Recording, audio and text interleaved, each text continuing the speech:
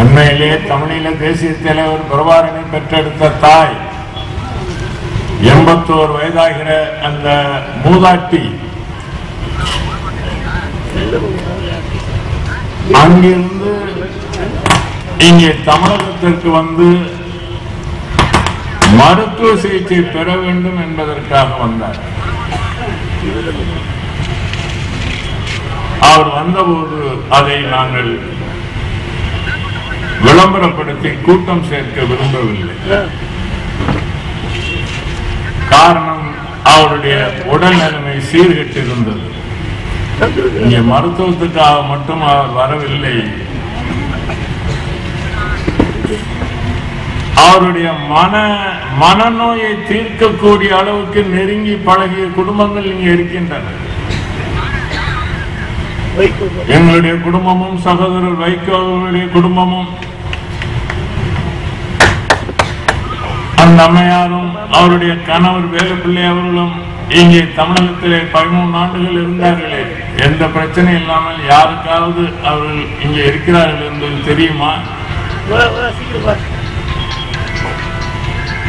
எந்த அரசியல் கூட்டங்களுக்காவது அவர்கள் வந்தது உண்டா? மாநாடுகளுக்கு வந்தது உண்டா? அவர்கள் திருச்சியிலே ஓய்வாக ஒருவருக்கும் தெரியாமல் வாழ்ந்தார்கள். எங்கள் குடும்பத்திலே ஏதாவது திருமணம் நடந்தால், வைகோ அவர்கள் குடும்பத்திலே திருமணம் நடந்தால் அதற்கு மட்டும் வருவார்கள். 2-3 நாட்கள் இருந்துவிட்டு ஒருவருக்கும் தெரியாமல் போய்விடுவார்கள். அவரை கொண்டு வந்து எனது வீட்டில் கொஞ்ச நாளும் சகோதரர் வைகோ வீட்டிலே கொஞ்ச நாளும் வைத்திருந்தால் அவருக்கு ஆறுதலாக இருக்கும். எரிந்த முகங்களை அவர் பார்க்கட்டும், மன ஆறுதல் பெறட்டும் என்பதற்குத்தானே வெளியே தெரியாமல் செய்தோம். அதை 2 பேரும் ஒரு அறிக்கையை வெளியிட்டிருந்தா 1,00,000 பேர் கூடியிருப்பார்கள்.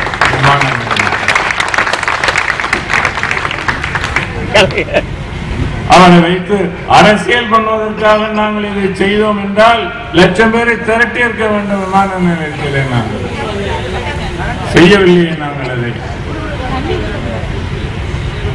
மருத்துவ சிகிச்சைக்காக வந்த ஒரு மூதாட்டியை ஈவு இறக்கம் இல்லாமல் திருப்பி அனுப்புகிறார். எதையோ காரணம் சொல்லுகிறார். முன்னாள் முதலமைச்சர் ஒரு கடிதம் எழுதினார்.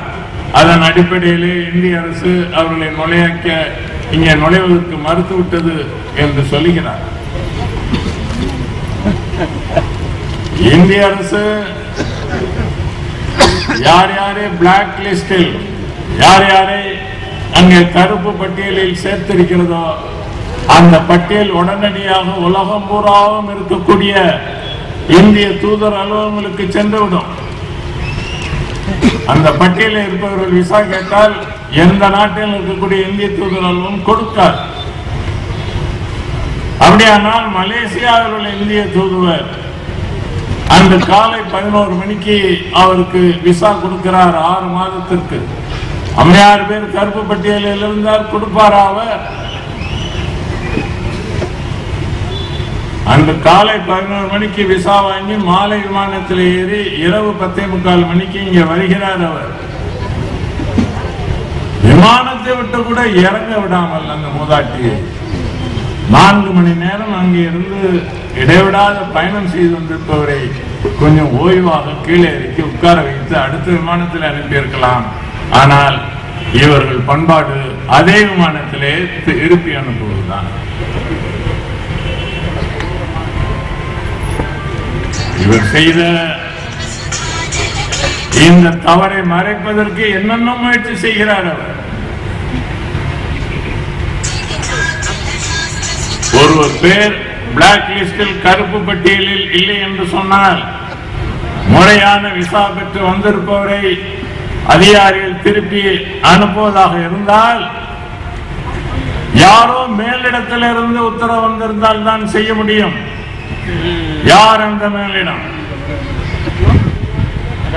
விசா கொடுத்த பிற்பாடு திருப்பி அனுப்புவதற்கான அதிகாரம் இங்கே இருக்கக்கூடிய அதிகாரிகளுக்கு கிடையவே கிடையாது. முதலமைச்சர் உள்துறை அமைச்சர் சிதம்பரத்துக்கு தொலைபேசியிலே சொல்லி அவர் திருப்பி அனுப்புகிறார். அவர் ஆணையிலே தானே இது நடந்தது. மறுக்க முடியுமா நீங்கள்? இதை நாங்கள் ஏதோ அந்த அம்மையாரை வைத்து அரசியல் பண்ண பார்க்கிறோம் என்று சொல்லுகிறார். நம்முடைய காங்கிரஸ் தலைவர் சுதர்சனம் ஒரு பெரிய மேதை, அவர் சட்டமன்றத்திலே பேசுகிறார். உலக செம்மொழி மாநாட்டை சீர்குலைப்பதற்காக இந்த அம்மையாரை இவர்கள் 2 பேரும் வரவழைத்திருக்கிறார்கள் என்று சொல்லுகிறார். அம்மையார் என்ன அந்த பந்தலை பிரித்தெறிந்து விடுவாரா? காங்கிரஸ் கட்சிக்கு மரியாதை இல்லை, கொஞ்ச நஞ்சம் இருக்கிற மரியாதையும் சுதர்சனம் போன்றவர்கள் ஆழ குழி தோண்டி புதைத்து விடுவார். என்ன பேசுகிறீர்கள்? ஒரு மாவீரனை பெற்றெடுத்த தாய் இங்கே 13 ஆண்டு காலம் இருந்தபோது எந்த பிரச்சனையும் இல்லாமல் வாழ்ந்தவர்கள், அவ்வளவு பெரிய தலைவரின் தாய் என்பதை கூட அவர்கள் வெளியே சொன்னதில்லை. அவ்வளவு கண்ணியமான வாழ்க்கையை இங்கே வாழ்ந்தவர்கள் மீது அவாண்ட பழி எல்லாம் சுமத்தினார்கள். அந்த அம்மையாரை திருப்பி அனுப்பியவுடன் மக்கள் மத்தியிலே ஒரு பெரும் கொந்தளிப்பு ஏற்பட்டு விட்டது. சட்டமன்றத்திலே எல்லா எதிர்கட்சிகளும் கண்டித்தன, பத்திரிகைகள் எல்லாம் கண்டித்து எழுதினார்கள். உலகத் தமிழர்கள் மத்தியிலே முதலமைச்சர் கருணாநிதி அவர்கள் மீது மிகப்பெரிய கோபம் ஏற்பட்டு விட்டது. இதை பார்த்தவுடன் வழக்கம் போல நாடகம் நடத்தினார். அந்த அம்மையாரை மீண்டும் இங்கே வரவழைத்து சிகிச்சை அளிப்பதற்கு நாங்கள் தயாராக இருக்கிறோம், இந்திய அரசுக்கு எழுதியிருக்கிறேன் என்றெல்லாம் சொன்னார். கடைசியில் என்ன நிபந்தனைகள்? அரசு குறிப்பிடுகிற மருத்துவமனையில் தான் இருக்க வேண்டும், அரசு பாதுகாப்பில் இருக்க வேண்டும், யாரையும் சந்திக்க கூடாது, யாரையும் சந்திப்பதற்கு அனுமதியும் கிடையாது என்றெல்லாம் நிபந்தனைகளை போட்டு மலேசியாவில் உள்ள இந்திய தூதுவரை அணுகி அவர் மூலமாக அந்த அம்மையாரிடம் ஒரு ஒப்புதல் கடிதம் பெற வேண்டும் என்பதற்கு பெருமுயற்சி செய்தார்கள். நம்முடைய முதலமைச்சரே நேற்று சொல்லுகிறார், அந்த அம்மையார் பெரும்பாலான நேரங்களில் சுய நினைவு இல்லாமல் இருக்கிறார், சுற்றிலும் நடப்பது என்ன என்பது கூட அந்த அம்மையாருக்கு தெரியாது என்று சொல்லுகிறார். அப்படிப்பட்ட நேரத்தில் தான் அந்த அம்மையாரிடம் ரேகை புரட்டி வாங்கினீர்களா? எப்படி வாங்கினீர்கள்? அதை ஒரு நாளைக்கு ஒரு பேச்சா?